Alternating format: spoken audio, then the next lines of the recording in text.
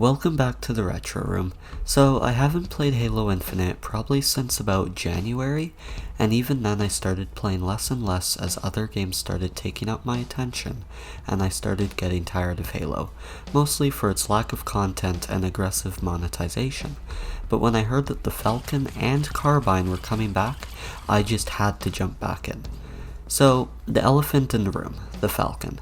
It is finally back after years of waiting, but it's finally here. The vehicle comes equipped with a chain gun and grenade launcher on opposite sides, allowing you to terrorize the players from the sky. I really like the Falcon not just because of how powerful it is, but also how it encourages team play and coordinating attacks, which is even better if you're playing with friends, which is something Halo Infinite has sorely needed for some time. We've also got a new game mode called Famished Falcons to complement the release of Halo Infinite's Falcon. The game mode is an aerial CTF minigame where 4 teams pilot a single Falcon each, flying to the middle of the map to claim a flag and deliver it back to base. I really like the game mode and how it complements the usage of the Falcon. You aren't just limited to flying to the flag and picking it up, you also get a grapple shot so you can hijack enemy Falcons, throw sticky nades on them, and it's just overall a really good minigame and suiting for Halo. Now, I honestly couldn't decide between talking about the Falcon or Carbine first, but I went with the Falcon due to how iconic it is within the Halo community. But had it not been for that, I would have actually talked about the Vestige Carbine first. The Covenant's radioactive beam spitter precision weapon is back, and it sounds and feels incredible. Honestly, the developers over at Halo Studios did a good job with the sound design and animations, making this weapon feel so good to fire and reload. Just listen.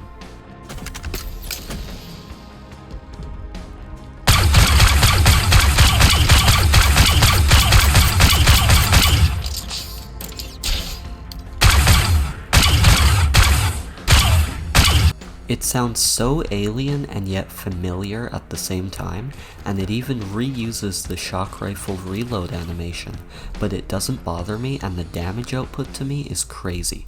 This weapon is so much fun in matches, and it will probably be my go-to non-sniper weapon for a while if it remains like this.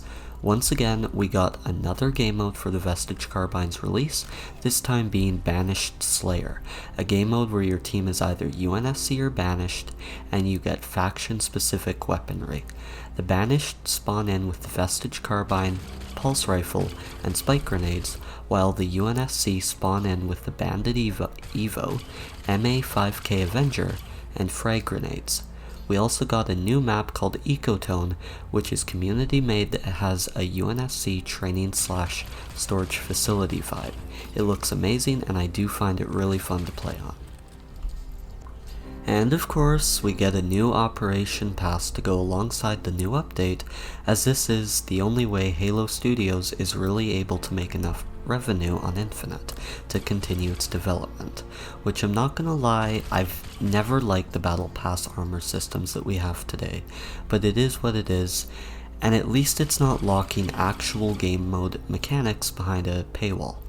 The operation has 50 levels, but only has free rewards up to level 20. I say that because level 20 and lower do contain some cosmetics and rewards that are still locked behind a premium pass, sadly, and everything beyond level 20 is premium only. That being said, you are able to unlock the Whisper armor set for free in those 20 levels, so at least we have that. The shop has also been updated with new content for the Furbolg and Rectifier armor sets, on top of new weapon models and coatings, which you can acquire by purchasing the Machine War bundle. No surprise there, as once again, this is the only form of profit that Halo Studios makes off Infinite, besides the occasional person purchasing the campaign. We also have the Legacy of Root bundle, which grants you new banished weapon models for the Heatwave and Needler, along with new weapon coatings.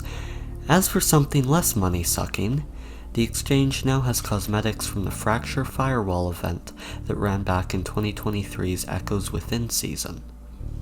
Moving on, we now have the ability to switch between first and third person cameras inside of these firefight modes, which is definitely a welcome addition as it gives the player more control in a non-PvP experience. Extraction site icons have been updated to display a letter so teams can communicate easier, and remaining sites will become temporarily inactive, presumably so teams have enough time to reposition to the new extraction zone, and in modes that allow for continuous play, other sites will reactivate for capture upon the successful completion of an extraction.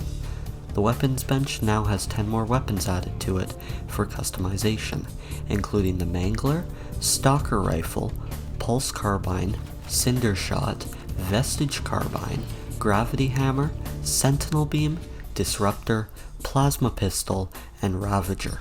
You'll be able to customize their weapon models, coatings, charms, emblems, and death effects. There's so much more that has been added to Halo Infinite with the fall update. Link will be in the description for those who want to read the rest. There's just so many small things to cover that go beyond the scope of this video or my own interest, but it is truly a great update for Halo Infinite and I'm really enjoying the Carbine. Now, as much as I love the Falcon, if I was to critique one thing about it, I do find that it feels less detailed and polished as opposed to Halo Reach, but my guess is that largely has to do with Halo Infinite only having a small team working on it. As far as I know, most efforts are going to the next Halo game in Unreal Engine, and we already know the slipspace engine that Halo Infinite uses isn't the most reliable or the easiest engine to work with, so I can understand that. Here's to hoping the next Halo game launches with the Falcon day one. As always, if you enjoyed the video, give it a like and subscribe. As always, stay retro, and I'll see you guys in the next video.